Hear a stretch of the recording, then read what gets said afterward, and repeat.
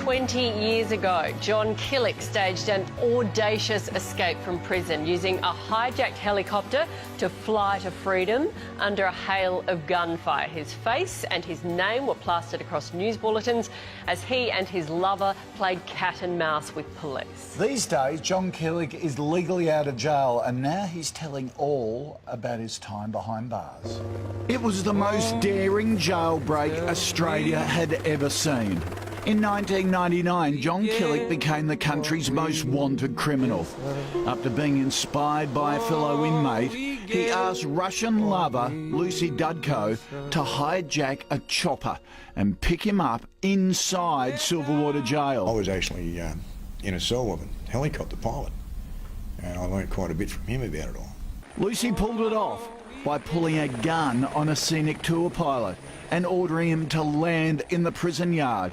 But it nearly didn't go to plan. The helicopter was late, and it was a slower one and smaller one, and it nearly didn't come off because by the time she got into it and by the time they got there, you know, I'd seen about a dozen helicopters come over, and you know, my heart was going like that, and sweat was pouring off it. It was Lucy's first ever offence, and her brazen act was dubbed a crime of passion. The pair were on the run for 45 days, holed up in New South Wales and Victoria. They eluded police until their dramatic arrest in a Sydney caravan park. John Killick was sentenced to 23 years in prison. Lucy Dudko got 10. Since getting out on parole, he's written a book detailing his daring escape and what life was really like behind prison walls. John Killick joins us now. Your story is infamous. A lot of us were in the Channel 7 newsroom when this happened, when this went down. Do you regret what you did? I do regret it, Natalie, and you can't take back what you've done. I try to do some good things now. I've written this particular book now on the inside because to give people a look at what it's like from the inside, the people there in a different perspective, perhaps from what how people see them, you know, from what the media coverage is. Originally, this book on the inside was going to be about a guy called Gordon Parsons. Yeah.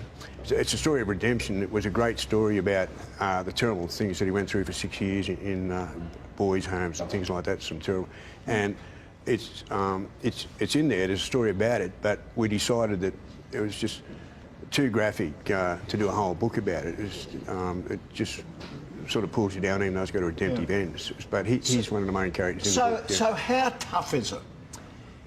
Well, jail is tough naturally because you've a loss of freedom. But I mean, you've got different places. Like you've got maximum security where it is extremely tough, and you've got minimum security where they try and ease people back into society. And there's a lot more of that going on. But maximum security is very tough, and the jails are overcrowded today. You know, which I think only makes it worse. You know.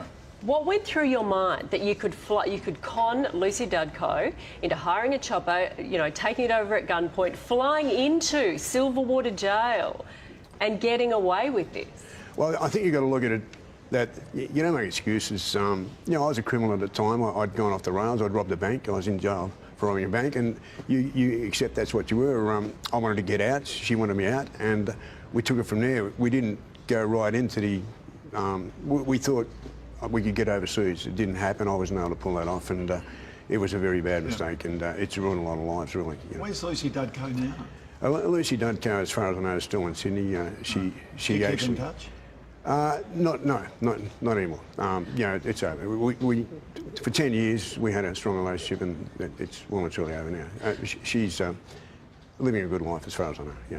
You've obviously done your time. You've paid a lot of years for your crime, but there will probably be people who say you're making money off this. You know, you're making money off crime, I guess. Well, none of us beat our own drum, and but I can honestly say, and I can prove it, that just about everything I've made from books, and I haven't made a lot. The kid at Hungry Jack's makes more than I do, truly. But I sent it over to the Philippines. There's a couple of families there, and I've been doing it for a couple of years, and $50 over there can make a difference to a family. Yeah. And I really, and I work with charity now, and see if someone like me had a mentor, and the people I work with that are working with these kids now, I may never have gone off the rails because I see them now and you can see they're close stepping over the line.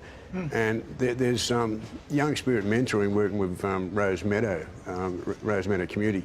They're having a Breakfast for the Stars on the 15th of December. Right. And there's 200 kids going to be there giving gifts, and we mentor those kids. Right, okay. You know? Yeah. All right. Okay. Fascinating life. Amazing story.